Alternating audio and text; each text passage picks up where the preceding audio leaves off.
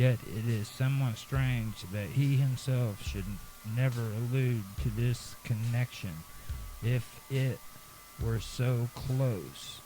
On the contrary, he speaks of his becoming acquainted with Pamphilus in such a manner as to suggest that there was no existing relationship which brought them together. In a note on the passage already quoted, Fabricius defends the rendering friend of Pamphilus by supposed examples of a similar usage. Thus, C. Avianus Philoxenus acquired the name Avianus from his friend Flaccus Avianus, as Cicero writes, Epist ad familiares XIII 35. The name of Varius he received because there was no man with whom he was more intimate than with Flaccus Avianus, who, as I think you know, was my own most intimate friend. XIII. On this example, it is enough to say that the Latin usage is no authority for the Greek. In the same note, Fabricius adds, Etiam ludus Lacobi et Petrus Damiani dictus Turcu a fratri, on Luke XI 16. Meyer remarks that it is usually rendered Judas, the brother of James, and therefore the son of Alphaeus, but without any foundation in exegesis. Hence, here and in Acts I 13, we must read Judas, son of James, of which James nothing further is known. And on Acts I 13, Meyer again remarks that the relationship is arbitrarily defined as brother of the younger James. It is son of and otherwise unknown. James, this interpretation is now almost universally accepted. Thus, Huther on Jude 1 writes, it is arbitrary to supply two instead of the usual supplement and ruse introduction to Jude.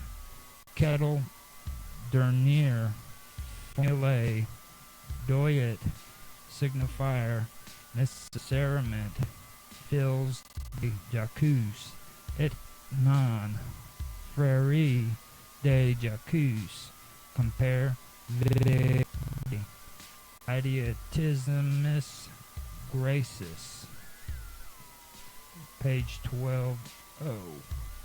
Vel involvit substantivum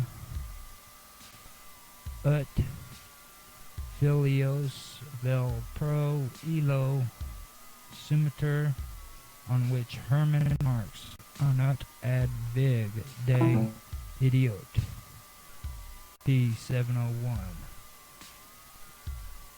Significant ut ons foise, so phronisco unicum ut ulam esse soi or koi cui patir ferit, so phroniscus quo ab alice aliis secretibus distinguar, so phroniscum non aliam habet patrem, even patrim.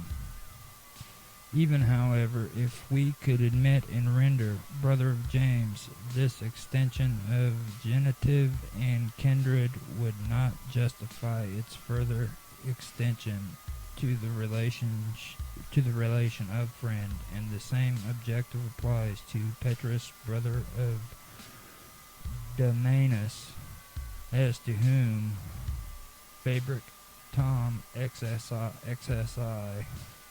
P88 Tom XXI P814. Saint Jerome, writing about 60 years after the death of Eusebius, speaks of him as the friend, eulogist, and companion of Pamphilus. Epilogue ADV Rufin I 9 Ipse Eusebius amateur et preco et contubernals Pamphili tres libros scripsit elegantissimos vitam Pamphili continentes. Again, the preface to his translation of the work of XIII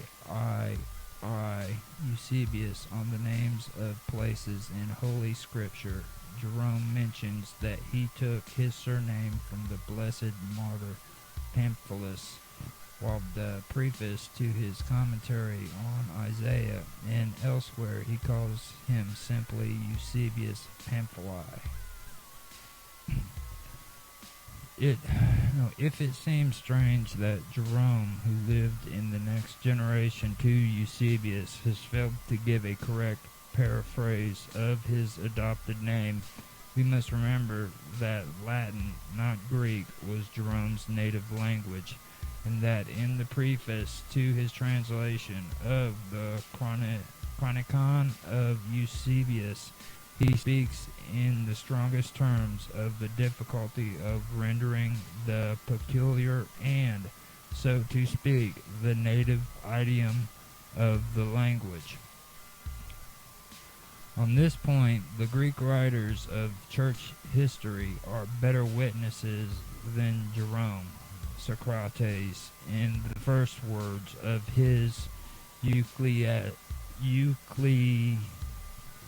ecclesiastical history, circa 430 AD, calls him simply, without any comment on the surname, calls him some strange Greek writing name, and without any comment on the surname, which ought therefore be taken in its usual and well-known sense.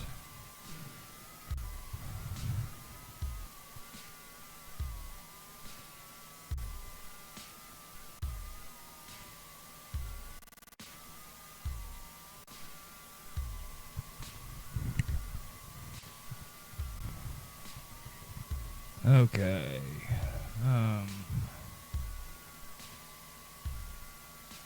On this point, the Greek writers of church history are better witnesses than Jerome. Socrates in the first words. I've already gotten that part. I've lost my spot. Okay, Sozomen, a contemporary of Socrates, in his Hist Ecclesi I 1.9 writes more strange Greek writing, and which may imply a patronymic and may be illustrated by Xenophon. Euconom, which is spelled Xenophon, Xenophon, and